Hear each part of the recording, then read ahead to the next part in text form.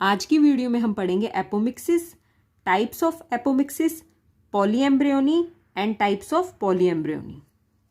देखो जनरली क्या होता है, जब male gamete and female gamete का फ्यूजन होता है तो उससे एम्ब्रियो की फॉर्मेशन होती है।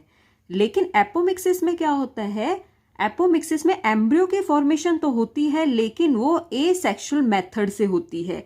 इसमें किसी भी तरह के गैमेट्स की फॉर्मेशन नहीं होती, ना तो फीमेल गैमेट्स बनते ना ही मेल गैमेट्स बनते। अब देखो, जो एपोमिक्सिस है ये एक फॉर्म है एसेक्सुअल रिप्रोडक्शन की, जो कि सेक्सुअल रिप्रोडक्शन को मिमिक करती है। अब जिन प्लांट्स में मेनली एपोमिक्सिस देखी जाती है उनके एग्जाम्पल हैं ऑरेंज, मैंगो एटसेट्रा। अब देखो, एपोमिक्सिस में मेनली दो टर्म आती हैं, एपोगेमी एंड एपोस्पोरी। एपोगेमी में क्या होता है कि किसी भी गैमेटोफाइट ऑर्गन से या फिर किसी भी गैमेटोफाइट सेल से फर्टिलाइजेशन के बिना ही एम्ब्रियो का प्रोड्यूस होना एपोगेमी कहलाता है। नेक्स्ट है एपोस्पोरी। इसमें क्या होता है कि डिप्लॉइड स्पोरोफाइट सेल में कोई मियोसिस नहीं हुई है और मियोसिस हुए बिना ही डिप्लॉइड स्पोरोफाइट सेल से डिप्लॉइड गैमेटोफाइट प्रोड्यूस हो गया है, तो इस पूरी प्रोसेस को बोलते हैं एपोस्पोरी।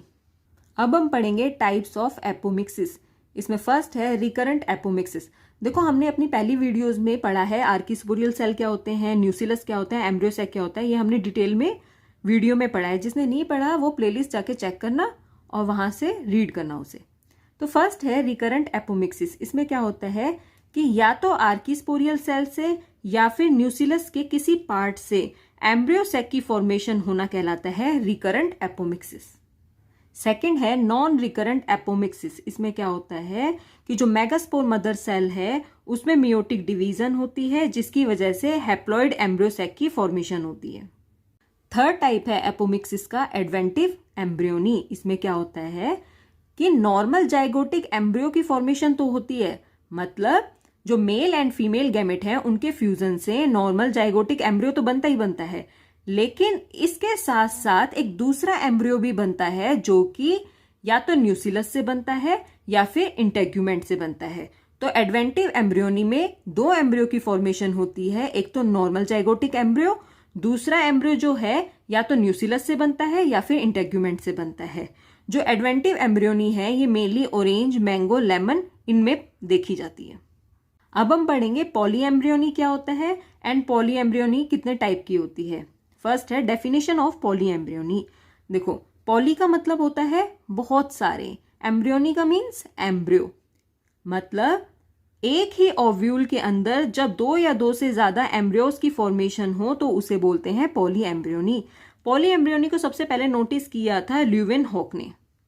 अब हम पढ़ेंगे टाइप्स ऑफ पॉलीएम्ब्रियोनी, जिसमें फर्स्ट है क्लीवेज पॉलीएम्ब्रियोनी। इसमें क्या होता है कि जो जाइगोट बना है वो दो या दो से ज्यादा यूनिट में डिवाइड हो जाता है, ठीक है, और जितनी भी यूनिट में डिवाइड होता है जाइगोट उनसे बनता है एम्ब्रियो। तो इस तरह से जो एम्ब्रियो बनता है उसे बोलते हैं क्लीवेज पॉलीएम्ब्रियोनी। इसके एग्जाम्पल हैं कि जो क्लीवेज पॉलीएम्ब्रियोनी है वो कॉमन है जिम्नोस्पर्म में, लेकिन कुछ एंजियोस्पर्म में भी क्लीवेज पॉलीएम्ब्रियोनी देखी गई है। सेकेंड टाइप ऑफ पॉलीएम्ब्रियोनी है embryos from cells of embryo sac other than egg. इससे पहले हम एक बार एम्ब्रियोसेक की स्ट्रक्चर के बारे में पढ़ेंगे। देखो, ये एम्ब्रियोसेक है, ठीक है, ये एम्ब्रियोसेक का चलेजल एंड है, ये एम्ब्रियोसेक का माइक्रोपाइलर एंड है। चलेजल एंड पे हमेशा एंटीपोडल सेल्स होते हैं एंड माइक्रोपाइलर एंड पे हमेशा सिनर्जिड्स एंड एक्सेल होते हैं, ठीक है। एम्ब्रियोसेक के सेंटर में होता है पोलर न्यूक्लियाई, जिसे सेकेंडरी न्यूक्लियस भी बोलते हैं। अब जो दो मेल गैमेट्स बनते हैं उनमें से एक मेल गैमेट इस एग के साथ फ्यूज करके बनाता है जाइगोट, जिससे बाद में बनता है एम्ब्रियो, ठीक है। जो सेकंड मेल गैमेट है वो इन पोलर न्यूक्लियाई के साथ फ्यूज कर जाता है, जिसे बोलते हैं ट्रिपल फ्यूजन, और फिर इससे बनता है एंडोस्पर्म, ठीक है।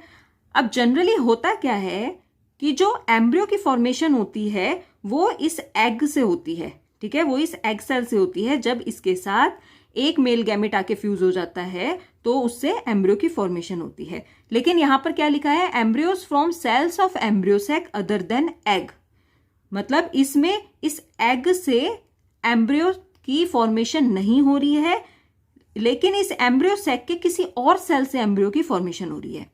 यहां पर लिखा हुआ है द एम्ब्रियो में appear from synergids and antipodal cells in the embryo sac. जो ये सेकेंड टाइप ऑफ पॉलीएम्ब्रियोनी है इसमें जो एम्ब्रियो बन रहा है या तो इन सिनर्जिड से बन रहा है या फिर एंटीपोडल सेल से बन रहा है, मगर एग सेल से नहीं बन रहा है। थर्ड टाइप ऑफ पॉलीएम्ब्रियोनी है embryos arising from the cells outside embryo sac. देखो जनरली होता क्या है, एम्ब्रियो सैक की जो फॉर्मेशन है वो एम्ब्रियो सैक के अंदर की सेल से होता है। अभी हमने डायग्राम में पढ़ा था कि एम्ब्रियो सैक के अंदर एंटीपोडल सेल्स हैं, सिनर्जिड्स हैं एंड एग सेल है, तो इन तीनों से तो एम्ब्रियो की फॉर्मेशन होती है।